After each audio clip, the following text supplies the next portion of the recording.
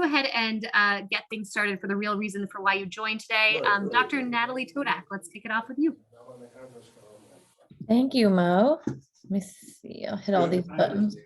You know, I mean, I get our concern, but Yeah. I got a soft spot.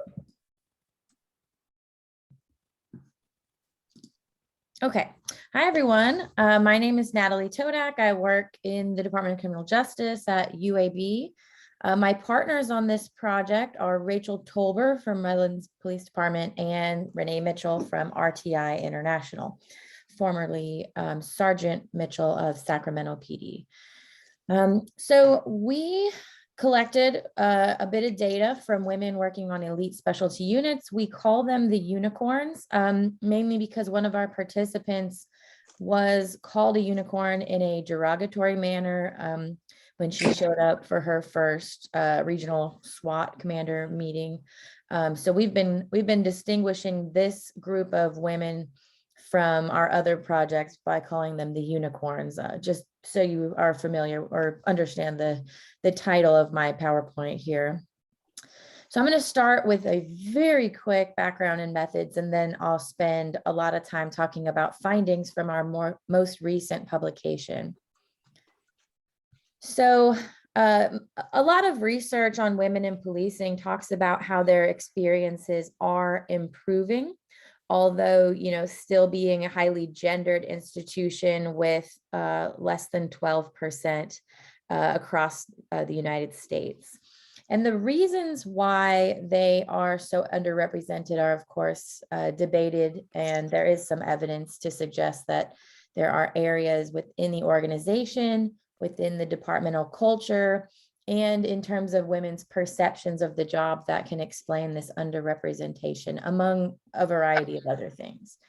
But when we look at elite specialty units, we see an even more drastic underrepresentation of women, to the extent that when we collected these data, the majority of women in our sample were the only women on their units, and many were the first in their agency's history. So there is even more significant underrepresentation in these spaces, and in many places they are exclusively male. So I broke out the theories or explanations for this underrepresentation. The top talks about you know, the agency culture, perceptions that women can't do the job, the fact that the organization is creating, you know, training qualifiers, et cetera, that disproportionately exclude women. There are a variety of explanations, and there's a lot of research to be done to figure out this lack of diversity in these areas.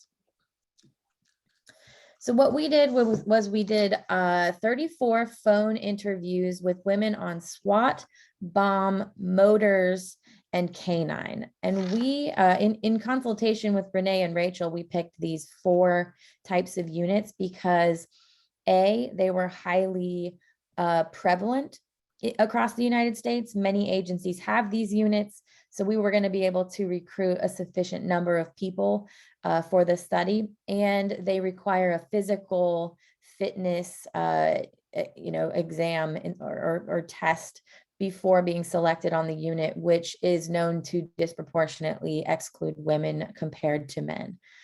We did a snowball sample, which basically means we asked the people that we knew to recommend others, and we ultimately generated a sample of 34 women across, I believe, over 30 states. When we interviewed the women, we talked about how did you get onto the unit, what was the response from the department, from, you know, the community, from the team, and what do you believe were the main factors that helped you get onto the unit, and what were your primary challenges. And as I mentioned, the vast majority were the only women on their unit when they worked on it, and 47% were the first in their agency. So I'm going to talk about one paper today in the interest of time. We have published 2 papers and we're working on several more right now.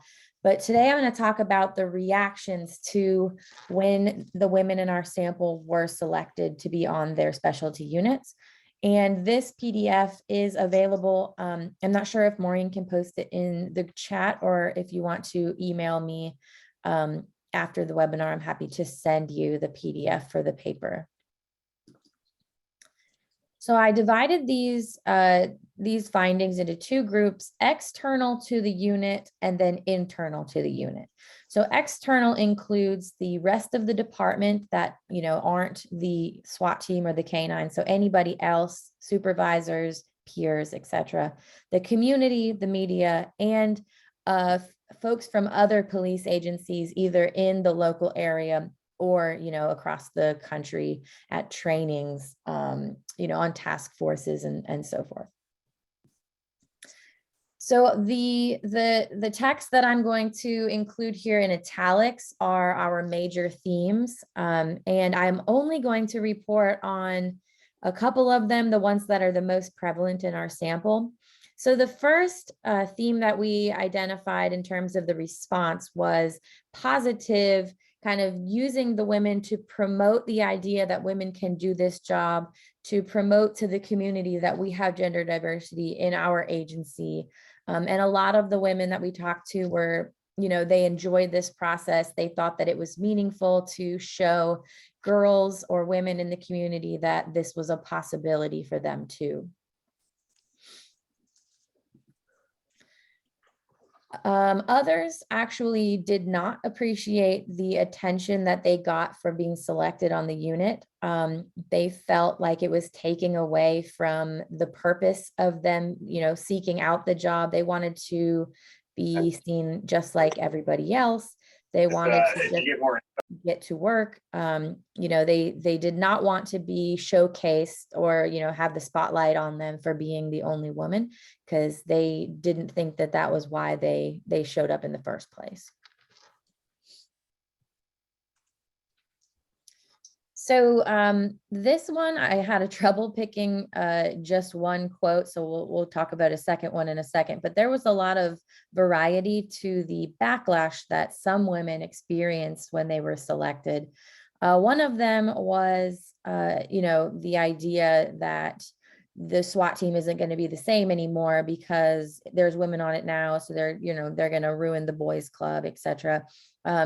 This one I did not pick for the title of the paper, but it was a contender. Since when did the SWAT team get pussified? So that was something that one woman heard being said throughout her department. And of course, it was not, you know, she had earned her spot just like everybody else. And the department was talking about how she was basically taking away from the legitimacy of the unit. Other women knew exactly what their agency was going to do before they got selected, because they worked there for a long time and they had experienced harassment in the past. So they actively avoided, you know, doing any media, doing anything that would open them up to criticism or harassment.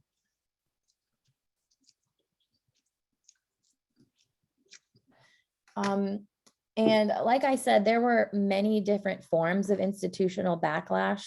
Women who were selected on their department's, you know, elite unit sometimes experienced very positive feedback from within their agency, but it was when they went to national trainings or regional meetings or task forces when they experienced other people from other agencies were the ones that had the negative experiences, possibly because their agencies weren't, you know, as professional, weren't as dedicated to diversity, weren't as familiar with those things as the agency that was selecting a woman for a K9 unit, etc. Yeah. So a major theme here, obviously, almost half of the women mentioned that the negativity was concentrated in a select few older officers who still held on to that old school mentality. So many of these women argued that the agency was, you know, making progress, that most of the people had positive reactions to their selection, but it was those select few older cops that still had that mentality. And if you read this quote, I was laughing my butt off when this officer was telling me this story, but she was pulled over on her motorcycle by the highway patrol in her area and almost charged with impersonating a police officer when she first was selected for the motors unit. And she said basically she went and learned how to do a wheelie in case that officer or that department tried to do that again. She could, call her chief and then wheelie off back down the freeway. So anyways, that is an excellent example of how those old school ideas may have affected the women who were selected in the 1990s and the 2000s, but perhaps may not be as egregious today. So internal responses, what did the team members and the team leaders have to say when the unit selected a woman to join them? One of the themes that popped up was, yes, there was naysayers. Yes, there was negativity, but it wasn't any different than what I already experienced as a woman in policing. I've gotten this far. I know how to handle these things. So it's nothing new. And over half said that there was a competence test, a tryout period when they first got selected, where they were basically taken at arm's length until they proved that they were able to do the job well. A couple women talked about how when they first got onto the unit, there were so many things that were going on all at once, where they were just kind of thrown into the mix and forced to prove themselves right off the bat, that the tryout period didn't last very long because they immediately had an opportunity to show that they were more than capable of doing the work. And this story, I think 4 different participants explained this exact story, where they said right off the bat, we had a number of shootings, we had a hostage situation. I had to immediately take over the team because the leader got injured or something like that, where they, immediately had to jump in and get to work, so their tryout period didn't last very long. So to wrap up this particular paper, we talked about how the external responses were varied. There was a lot of women that said, it's nothing different, and it wasn't that bad. It's just the old school cops who talk like this, but that's how it is all the time.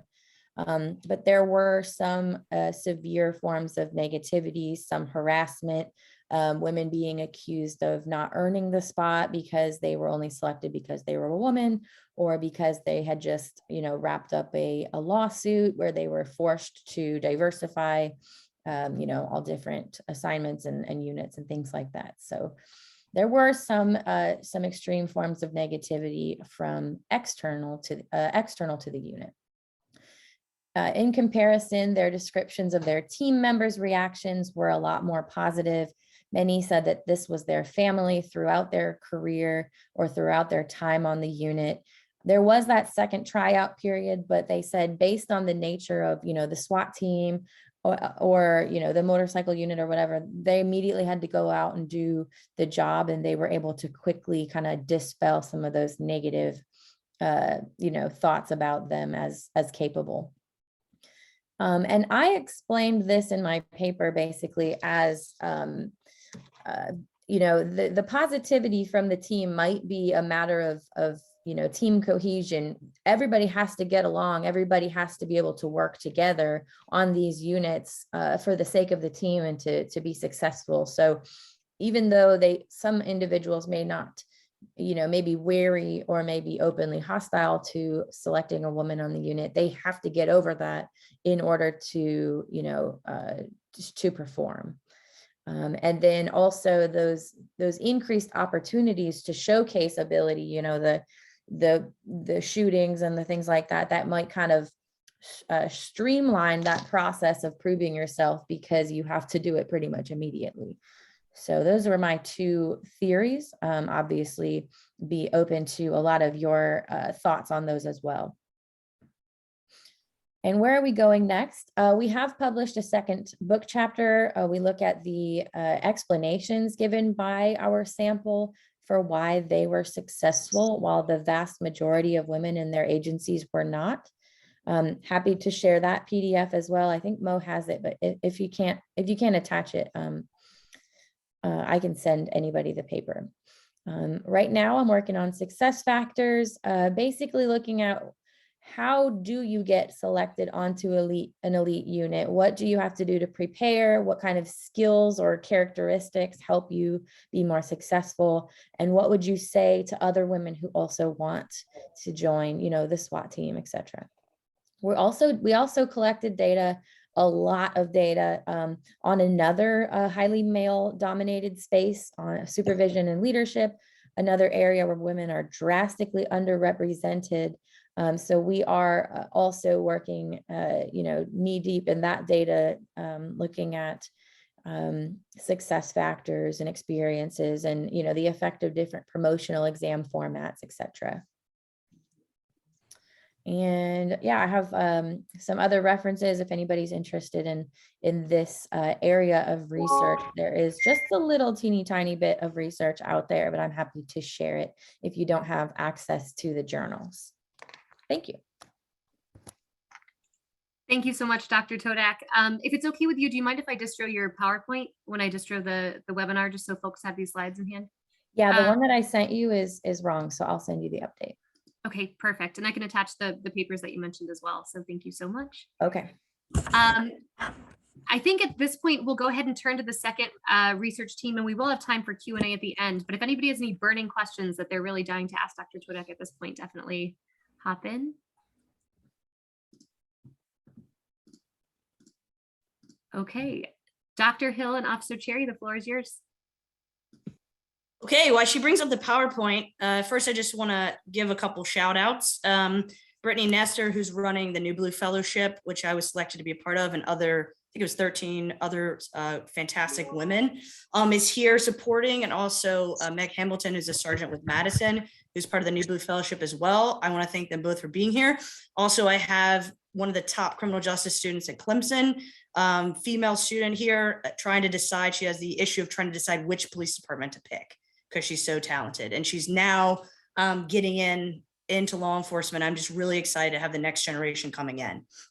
So I wanted to say that because it's an exciting time to be in policing, and I'm just really jazzed to be a part of this study. So I'm Senior Police Officer Terry Cherry. I am the recruiter for the City of Charleston Police Department, and also a National Institute of Justice lead scholar.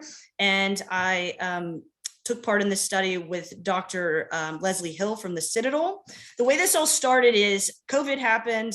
I couldn't do a traditional internship, and I had these really talented students who were really excited about policing, but I didn't know what to do with them. So I offered, in collaboration with Dr. Hill, to do a research internship. So one gentleman did research on women and use of force in the Charleston Police Department. Two guys did on community policing. And then the female decided that she was interested in women in specialized units. And that's how the genesis of this happened. Dr. Hill, next. Thank you.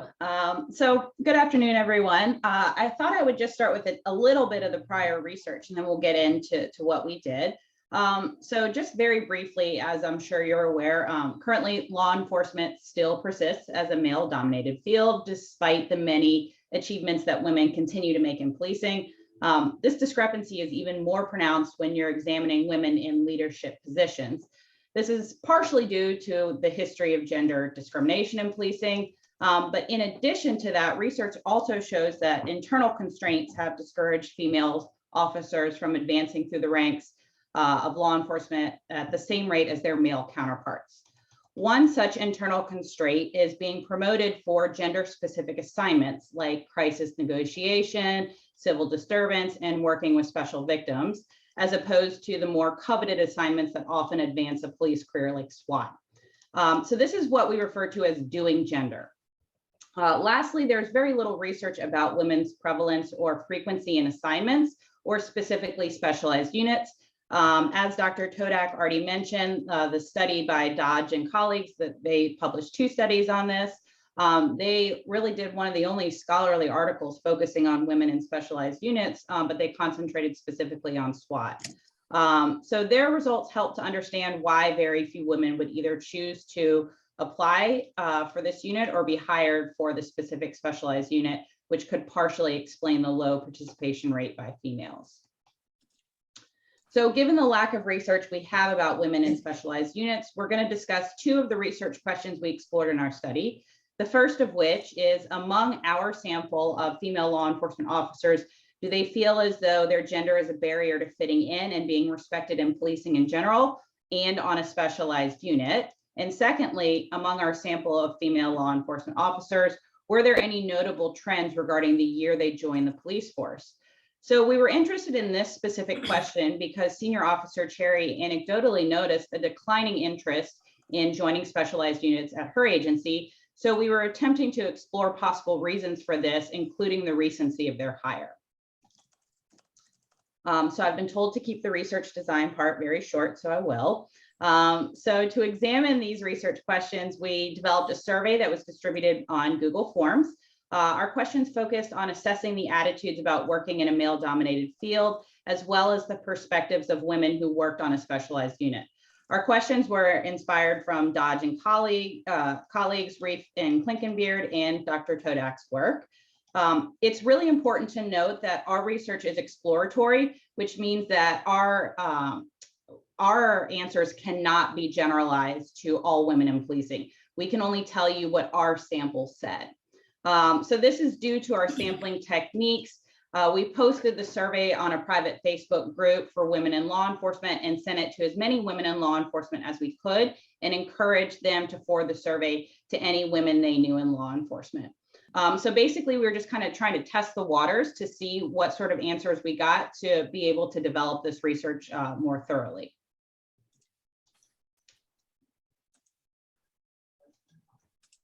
Okay, so a total of 76 women filled out our survey. A few things to note about our sample. Most of them were not retired, so they were still currently working, and most of them worked in local law enforcement. A great majority of them were interested in or worked on a specialized unit, and only 31% were the first woman that was hired on their unit. You can also see the types of specialized units in which they work. The three most common types among our sample were detective, crisis negotiation, and civil disturbance. Concerning the more male-dominated specialized units like SWAT, bomb squad, K9 units, our research indicated that each unit only comprised about 10% of the women in our sample. So this was the first indication that perhaps the women in our sample were doing gender, either intentionally or unintentionally. So our second indication that the women were doing gender came from this table. As I mentioned before, while only 31% of our sample on specialized units were the first woman to be hired on that unit, this percentage varies considerably depending on the type of unit we're talking about. So for instance, among the most common units, the traditional female units in our sample, detective, crisis negotiation, and civil disturbance, between 75 and 88% of them were not the first woman hired on that unit. However, when we looked at the traditionally male-dominated units like SWAT, K9, Special Operations, it was much more common for the women in our sample to be the first woman on that unit, ranging from 67 to 83%. The one exception was the bomb squad. 67% of them were not the first woman hired on that unit. So that's something that we'd like to explore a little bit later. Therefore, it appears that while most of the women in our sample were likely to be hired for specialized units, it was more commonly amongst the units that fit their gender stereotype. And among those units, they were not the first woman to be hired. Furthermore, those small numbers of women who were hired on a male-dominated unit were much more likely to be the first woman on that unit.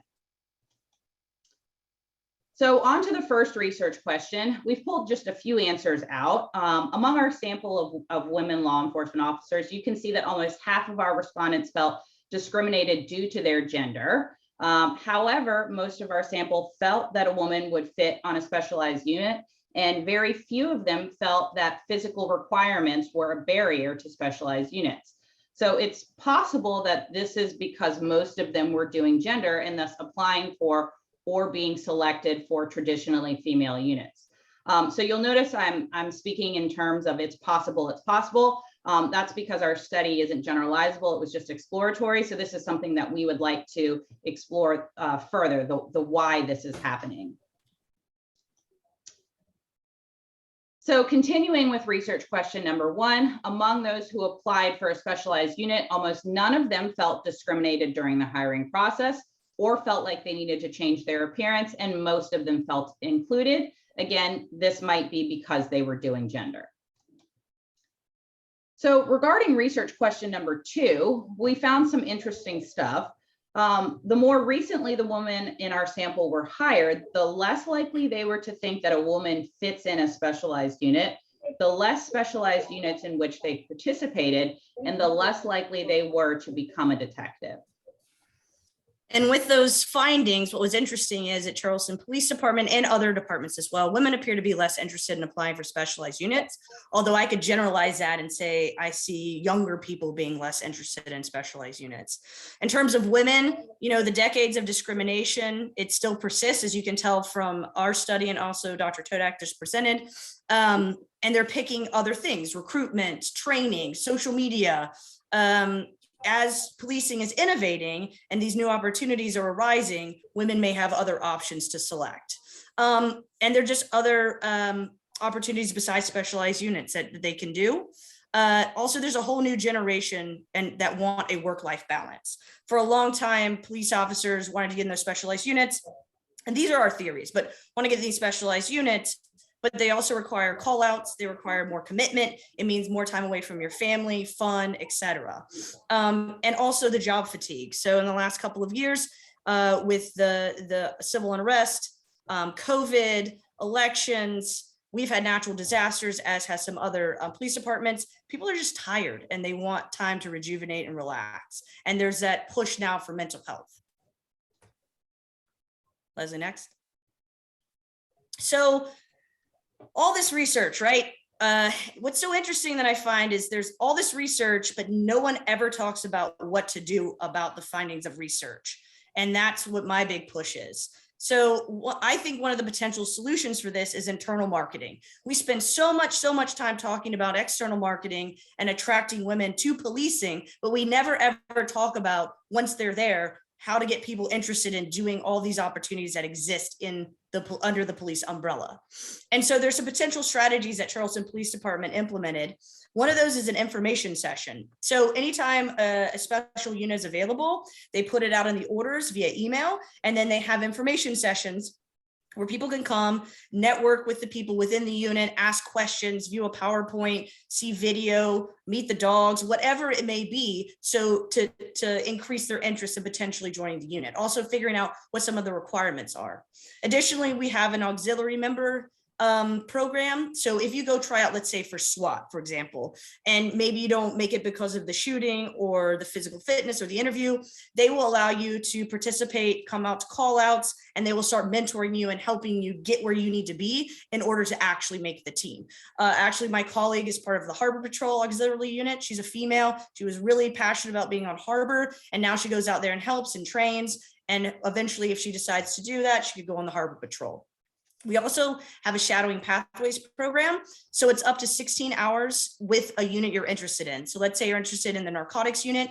You can actually go out with the narcotics unit, participate potentially in a search warrant or something of that nature, see what they do, and network with them. So these strategies allow for interdepartmental networking, which is incredibly significant in getting where you want to be. Networking is key.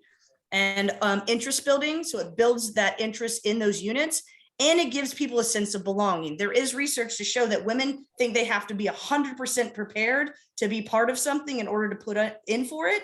This allows women to be there, feel like they matter, feel like they could belong, and that will help perpetuate them forward into actually putting in and feeling part of the unit. So just to conclude, our research found that women most recently hired were less likely to feel like they fit in, less likely to become a detective, and be on less specialized units. In addition, we found evidence of the women in our sample doing gender as it relates to specialized unit assignment, thus indicating that gender inclusivity problems still persist in law enforcement. And as it relates to practitioners, It is incredibly important. I cannot drive it home for practitioners who are passionate about making change in policing to partner or collaborate with researchers. Researchers are doing all this research on policing, and police officers are listening to the research, but there's a bit of a disconnect between what we're learning and then what strategies to implement to make that change. And so this research can drive strategies and solutions to change the entire face of policing. And that's how we're going to do it. That's the way to do it, not just talk about it. We also are expanding our study in 2020. We've spoke with NALI, the National Association of Women in Law Enforcement Executives, and we're going to be doing a collaboration to increase our sample size and make the study generalizable. So we're working on that, myself, Dr. Hill, and Sergeant Gibson, and Dr. Wojo, who also is in our police organization. So we really appreciate everything. If you guys want a copy of our paper, we'll definitely send it to Mo. I'm happy to speak to you if you have any questions about strategies. That's my email, my phone number. If you have any questions for Dr. Hill, by all means, please feel free. But I again drive home the importance of practitioners creating solutions by using the research created by academics. And that's how policing changes. That was absolutely fantastic. Thank you so much to both of you. Do you mind if we distribute this PowerPoint as well? I'll distribute your paper and the slides. Yeah, Fantastic. sure. I can email that to you. Perfect. Thank you so much. Any burning questions for the researchers we just heard from? And again, feel free to drop anything in the chat, and we will have some time for Q&A at the end. We extended the time of this webinar a little bit more than our traditional hour. Thank you so much to the researchers for taking the time to share your insights. I'm really excited now to turn to some of the trailblazers we have within the 30 by 30 community. We think it's really important, and this sort of goes to the point of what Senior Officer Cherry just said, that whenever we're talking about research, it's really important to remember how it actually manifests in practice. And we're thrilled to hear a bit of a response and a bit about their own personal sort of journey as trailblazers from some leaders we have within the 30 by 30 community. Chief Melissa Hyatt from Baltimore County, if we could turn to you now, just to hear a little bit more about your experience. Yeah, absolutely. So thank you, first of all, for the invitation to be here today. The research that was just presented is fascinating, and I'm just absolutely impressed by the work that 30 by 30 is continuing to do. And it's funny, listening to a lot of these things, it's been a lot of years for me. You know, I first joined the SWAT team in 2001 when I was in the Baltimore City Police Department. And it's really funny when you look in the rearview mirror, because so many of my memories right now have kind of washed over some of the challenges, and I have mostly really good memories.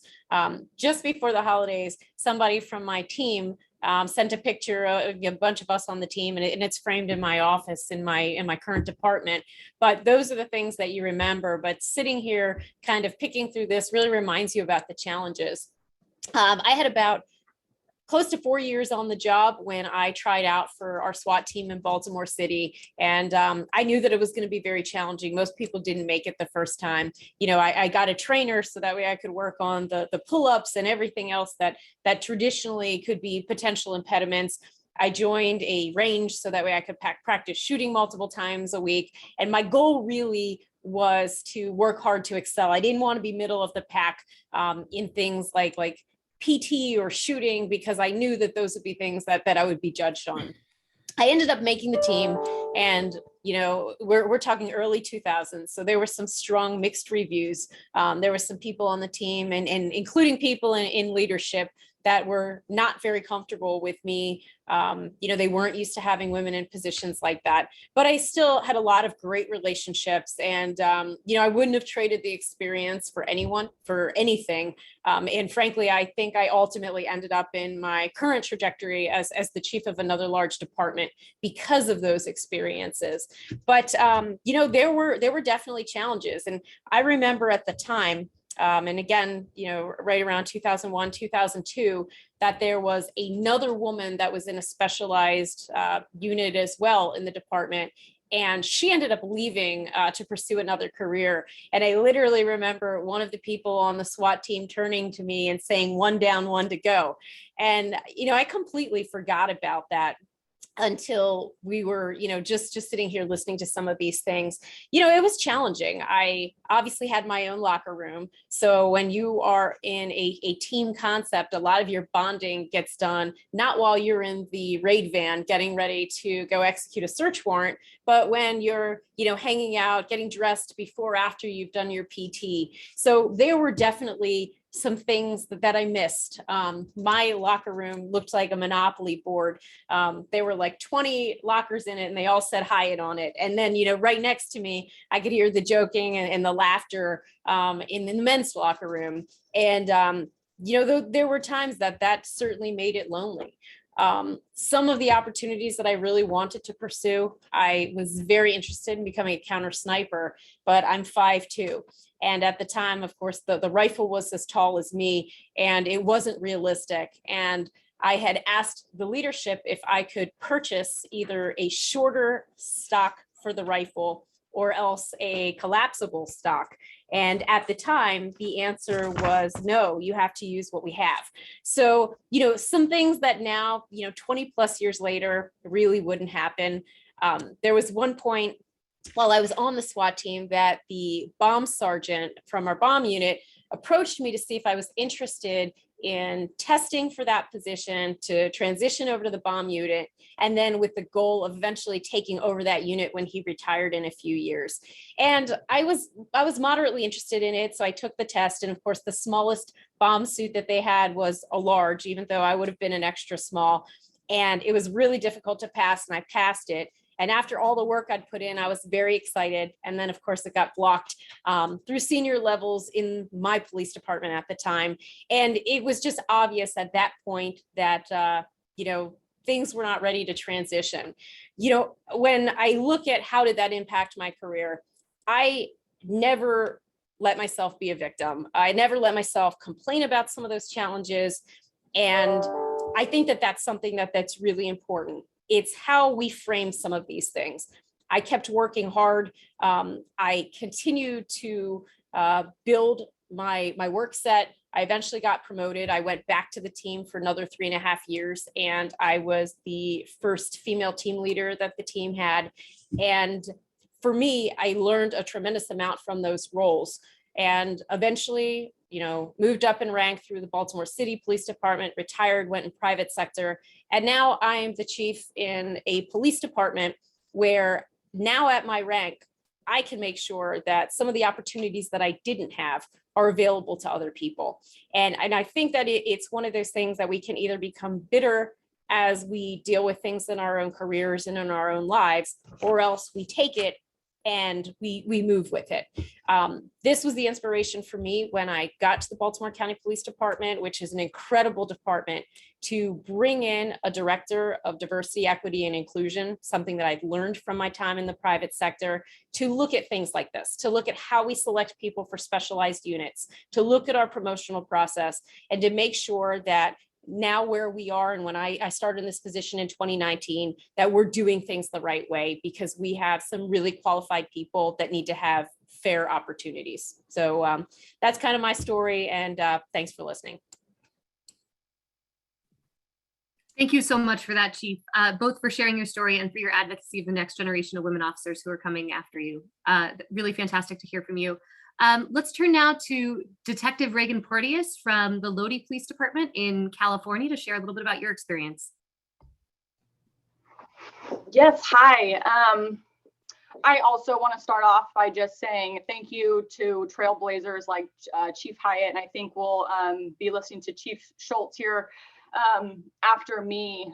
It's because of trailblazers like them that I have the opportunity and I can see myself in positions like SWAT.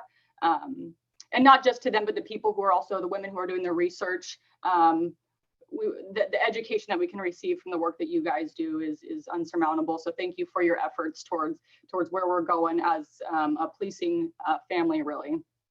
So a little bit about me. Like she said, my name is Reagan Porteous. I'm currently in the infancy of my career. I'm 5 years on, currently assigned as a detective. I've been a part of our SWAT team for 3 years. I am the first female on our SWAT team. Our SWAT team was established in 1986, and I'm the first ever to even try out. And then going through the SWAT process, we go to a basic SWAT school, and I was only the third female to ever go through a basic SWAT school out in the Bay Area, so San Francisco area, which is actually kind of surprising to me. So there's, for me, as I look back at challenges, it was first of, how do you prepare to be the first in something? And how do you prepare to start navigating what it looks like to create a standard for a female on a team like that? And who do I lean on, really? Who do I ask those questions to? Who can I go to who has been through that and had those challenges and can help prepare me for things that I know probably will be different just on the basis of me being a female on that team. And as I was preparing, I actually had the commander at the time say two things to me that really resonated with me. One being, it has to be the right female, one. And then two, is the team ready for a female? And for me, preparing, I'm like, okay, well, am I the right female? And are they prepared for me? And how do I prepare myself to step into that light and into those roles, and hopefully that I can do it in a successful way? I find it really interesting how the research shows that we're concerned about culture. We're concerned about this being a male-dominated team, and what is bringing a female into that culture going to do? And how do I prepare for that? And how do I make it a seamless transition for us as a team, so they don't feel like something is so different that another female can't step into that and feel just as welcoming and just as like they're a part of something that's bigger than them, right? And then you even start preparing for the actual tests. I'm a little bit more recent preparing for those tests. Things that I thought about was clothing. When I first got hired here, I had a captain at the time tell me, don't wear shorts that are too short around here, and don't wear pants that are too tight, because what kind of impression does that give people? So me going out to a SWAT tryout, I'm like, okay, so don't wear tight pants, don't wear shorts. So I just wore both. And then I wore leggings underneath with shorts on top of it. I was like, well, now nobody can say really anything. But the idea is that's what I'm thinking about when preparing for those, is what kind of impression am I going to give these people, and are they going to see the qualities that I'm actually trying to bring to the team? And I did find it interesting how Chief Hyatt said, you don't want to be the middle of the pack. You want to excel, because you're trying to prove that I deserve to be here, because men try out for this position all the time. I'm a female trying out for this position that nobody's ever tried out for. So now I don't want to shoot in the middle of the pack. I don't want to just do pull-ups. I want to excel at doing my pull-ups, and I don't want to just do the PT casually. You want to be able to excel in those positions. So, and then lastly, I think it's, how do I start creating an atmosphere that's positive for other females to come into this position? And how do I cultivate the relationships now so that future females can step into that role and they can see themselves in it? And for me, maybe it's just pressure that I put on myself, but I didn't want to ruin that for other females. I didn't want it to feel like, oh, if I do something wrong, if I do this, it's going to create a negative imprint on the team, that then a female has to come in and has to work harder because of something that I did that was maybe not intentional, but I just wanted to create such a positive experience that it welcomed future females. We talk about clothing, and I know I kind of hit on that earlier, but the vest that I got sent to a SWAT school. They gave me a vest, and so they said, this is the smallest one we got, and I said, okay, I'll take it.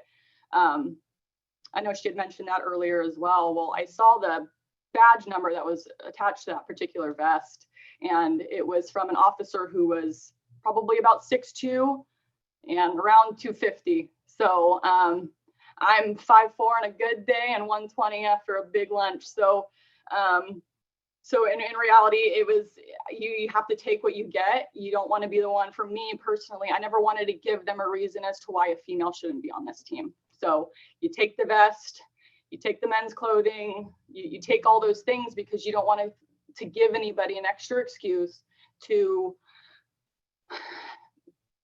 say this is why a female shouldn't be here, right? So you take all you got and you run with it, and I think that kind of conditions you, right? And you start to think about themes, and I think it conditions you to have to do more with more challenges, and that's kind of what I've felt through this.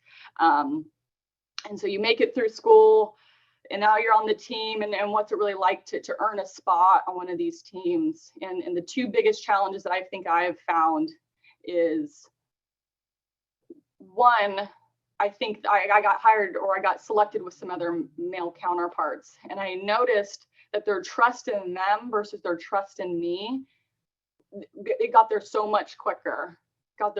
Much quicker, which is fine. I just felt like I had to do a lot more to prove that I was capable, that I'm here to do the same job that they are, and I am doing it in a way that is excelling and not just meeting standards, one. And then two, that I wasn't fragile. That I'm not, I know you see me as a female part of your team, but I don't want you to put yourself in a position because you feel like you have to protect me, or that I can't do something for myself. There was a really interesting story where we went on a team run, and we're all in gear, and we're the newbies, I guess you could call us. We're holding on to a ballistic shield. And this was it was a hot day, long run, and I was the last one to get the shield. And I was taking note on how long they were letting each of the male counterparts hold onto the shield. And as soon as I got it, I had it not even 30 seconds, and a man tried to come take it from me and said, "I got it, it's okay." And I said, "No, it's fine, I got it." And another guy comes up, and I was like, "No, I'm going to take the shield." I'm like, "I got it, it's fine." And it came to a point where I actually had to almost yell at them to say, "Let me do my job," right? And so at some point, we are not just trying to prove ourselves, but we're also trying to do it in a way that shows them that we are tough, we are capable, and we are here for a reason. And if I have proved myself to do that, then allow me to do my job.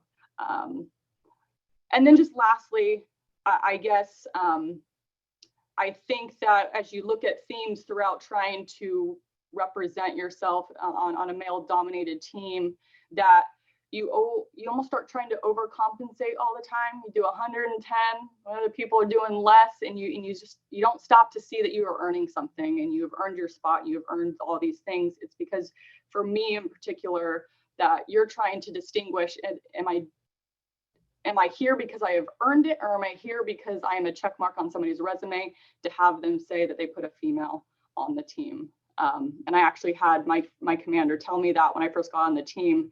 He said, I'm the one who put the first female on the team. And how he said that to me was more of, it was something, a checkbox on his resume. It's something for him to say that he did. And it really devalued my earning of that position. But I can say, as a matter of fact, that the team has been great. The admin has been great. It's not to say we don't have good experiences. I just think there's a lot of work still to do within the inner workings of some of these teams, and how I've really just honed my spot, and my strength is just doing that, is owning my strength, right? I'm small, so throw me in an attic. I'm fine with it. I'm the first to step up and say, I'll go into small spaces. It's what my strength is, right? I'll be a TAC medic. I can do that. I can be a range master, because I'm not going to be your guy who's busted down the front door. That's not my strength, but I'll find my strengths within the team, and I'll own those and make sure that I'm proficient. So yeah, thank you so much for what you do, and thank you for giving me the platform to have a conversation. I think it's important to be the first, but I also think it's more important to be the second or the third or the fourth. So thank you.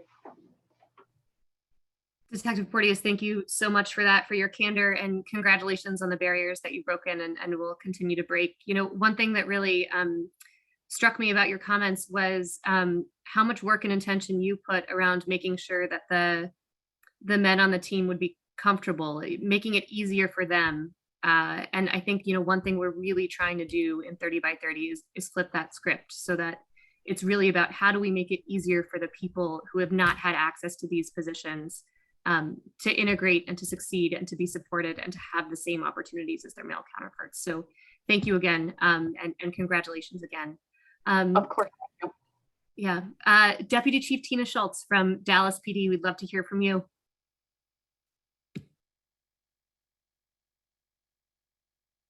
Oh, you're on mute.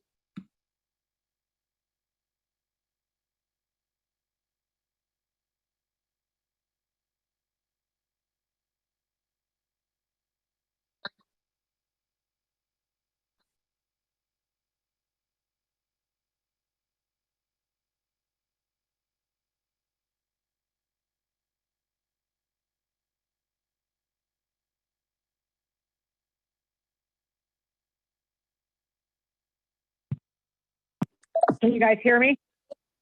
Can you hear me? Yes? We can hear you. Yep. Okay. Yeah, all right. Well, I guess I'll repeat myself then. Thank you for doing this. Thank you for seeing the value. Every woman here that's participating in, thank you for seeing the value, and thank you for being the trailblazers that we need as we move forward with what our vision and our mission is with being women in law enforcement.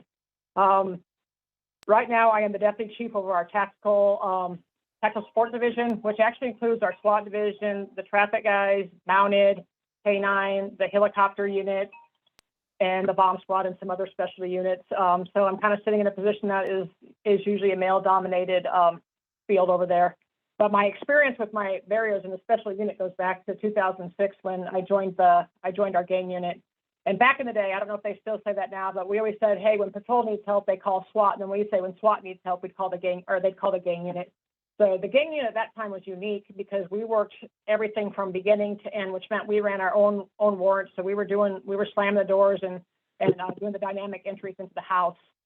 When I first got to the gang unit, I was super excited because I thought that I had, in my mind, and I earned that position. But like the first week I was there, one of the guys that I didn't know was like, "Oh man, we're glad we got you. We thought we were going to have to get a female. We were glad it was you." And originally I was just like, "Oh, hey, yeah, thank you." But then as I thought about it, and then my mind started wrapping, I didn't want to be that check mark. And my dad had always told me back in the day, and it's kind of touchy when I say this to people, but he's like, "Hey, Tina, you're entering a male-dominated field." He's like, "You have to deal with it." And what I mean by that is you have to be better, and you have to do it better than the men. He's like, just don't make it to where you're average. Just kind of like what Reagan was saying earlier. It wasn't enough for me to like be in the middle of the pack. I wanted to excel and be one of the leaders within that unit. As I went through my training period, what they did is they stuck you with other detectives that work different areas of the city to just kind of see where you'd fit and where you were comfortable with the geography and all those kinds of things. And so as I bumped from one detective to another detective, some of the guys would take me, we'd go right around for 1 or 2 hours, and they would drop me back off at headquarters. And then they would go just do their thing. And I just kind of sat there and I didn't think anything about it at the time. I'm like, oh, maybe they had something to do, whatever. But then it kept happening and it kept happening. And so at that point I was getting pissed off. And then I found somebody else and I was like, hey, let me jump in with you. And so finally I kind of found my group of guys, because I was at that time was the only female. And in my mind, I thought, okay, I'm going to have to prove myself. And this is something that I try to get away from, because I don't have to prove myself to anybody. I know what I'm capable of. And so it's that mindset that I had to get over, and just trying to show there's not a prove. I'm just as good and just as capable as my male partner. And so as I figured out what men were acceptable with having that female partner, the partnerships became stronger and they developed and they flourished. But I also understood the importance of, I don't want other women to feel the way I felt, where in my mind I'm like, oh, I'm a checkbox. Oh, I have to prove. And so that just kind of pushed me and drove me to the gang unit. And we went through some periods, and then we kind of almost went back to square one, because I had a new sergeant that came over, and he was over the 30s, and he would always talk to everybody but me. He'd offer jobs to everybody else. He would say, hey, I need you to do this. And so in my mind, I'm just like, again, going back to square one, is like, hey, here I am. Where's my value? I'm like 10 times better than half the guys in the unit. Why am I not getting the same recognition and same conversations that everybody else was getting? And I think that's kind of what took me and pushed me to my next level, because I really thought gang unit for life. I mean, I love that position. I love the men I worked with. We did so much, and we got to encompass the whole bit of police work. You do the initial report all the way to running the warrant and putting the bad guy or bad gal in jail. And so that was like, in my initial dream was like gang unit for life. And then just some of that mistreatment, the way I perceived it, I was like, you know what, I can do better, and I can push a different vision, a different mission inside the Dallas Police Department.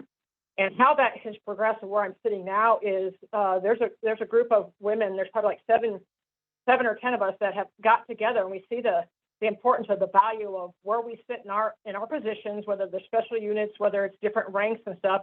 And we've actually started going out to the academy. And the purpose of this is we want these young recruits to see a deputy chief that has been over the gang unit, or that's like currently over SWAT and mounted, or we see another female that is in the K9 unit, or we see a female that's a detective over in our homicide unit, and putting in all different ranks and starting to talk to these young officers at an early age, just saying, hey, we have these positions. Women sit here in these positions, and we can do this. And like start working like that goal setting, because when they see the pictures and they see the TV, it's usually males in these roles. And so trying to get more of that face time and open that communication line that, hey, you might have these barriers, but you're not the only one that has gone through it. And we share our contact numbers to make sure that we've opened that line of communication. So when they do have that stumble, or when they do have something that they want to discuss, that there's a female that they can call and we can walk them through it. And I think that was kind of like back when I joined in '97, that wasn't there. You know, some of the gals that have been on longer, you probably remember that it almost felt like a competition with each other. And we, you know, changing that mentality, just saying, hey, I want someone to be at this deputy chief rank, if not higher. I don't care if you surpass me. I just want to see more women in these positions. I want to see more women going and trying for that position, even if they don't think they're 100% qualified. I know somebody had talked about some research out there where women are like, I've got to check all these boxes before I can apply. And so trying to change that mindset, because we all know our heart might be willing, but the most difficult thing is the mindset. So really getting out there and just talking to these recruits and getting them to push and just figure out what can we do for the next generation, so we're not having these conversations anymore. I kind of feel silly sometimes in 2022, we're having conversations about what can we do for the next step, or what can we do for the next female officer, you know, what can we do to have the first. And I want to get to a point where we don't have that anymore. It's just common ground that women are here, like getting to 30% women in law enforcement. I mean, it's like, I wish we were there now, but everybody here is part of that mission. And I think everybody here with group effort, we're gonna get there. That's all I got. Thank you so much, Deputy Chief Schultz. I will say I feel a lot better about our prospects of getting to that 30% representation with advocates like you in the field. So thank you so much for not only the barriers you're breaking, but your commitment to bringing up the next generation of women behind you. You know, it's interesting. I feel like that is a theme that resonated throughout all of the three presentations we just heard, is the importance of not just being the first, but of being the second and the third. I think Detective Porteous, you said that. And I'm curious, I know we don't have a ton of time left. Please drop your questions for the researchers and the panelists in the chat, or feel free to just take yourself off mute and shout it out. But I would love to know from any of the panelists today, if you had one recommendation for participating 30 by 30 agencies, what is the one change they can make to better improve the representation of women in specialty units and to better improve the experiences of the women in those units, so they don't necessarily have to face the same barriers that you faced? I would just add, I was just having this conversation privately, but I think access to these webinars for all women in policing, and so providing information and education and mentorship. Nolly does a big push of mentoring women, but there has to be internal networking and mentoring from women that have done things before, instead of allowing that queen bee syndrome to take over, promoting and encouraging women that come after you to leave that legacy. And so I think that's my big push. And, you know, I would also add, I think a seat at the table is really important. And, you know, and I think when we listen to, you know, me listening to the other panelists speak, you know, such compelling stories that I think a lot of times that people that haven't been in what we'll call, you know, potentially a position of disadvantage in some ways, don't always recognize and comprehend exactly some of what people go through. And being able to listen to some of this, I think people don't intentionally fall in these positions. And when they hear this, it may reframe how they view things.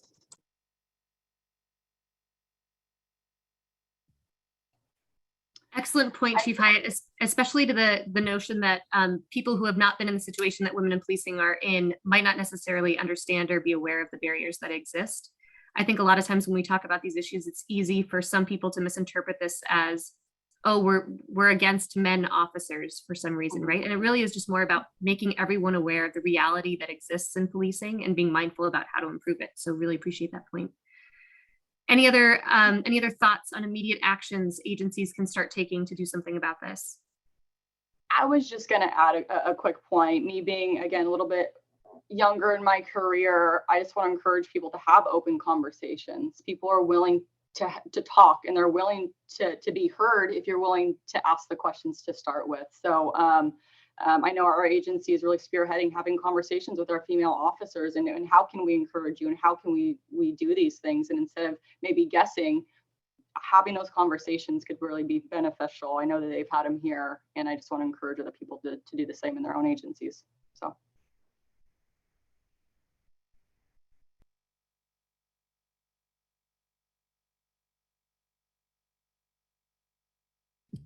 Any other thoughts on immediate actions? Yeah, I'll kind of jumping off. Is it Detective Porteus? Yes, ma'am. So you said this one phrase that made me like full body cringe. You said the right female has to be selected.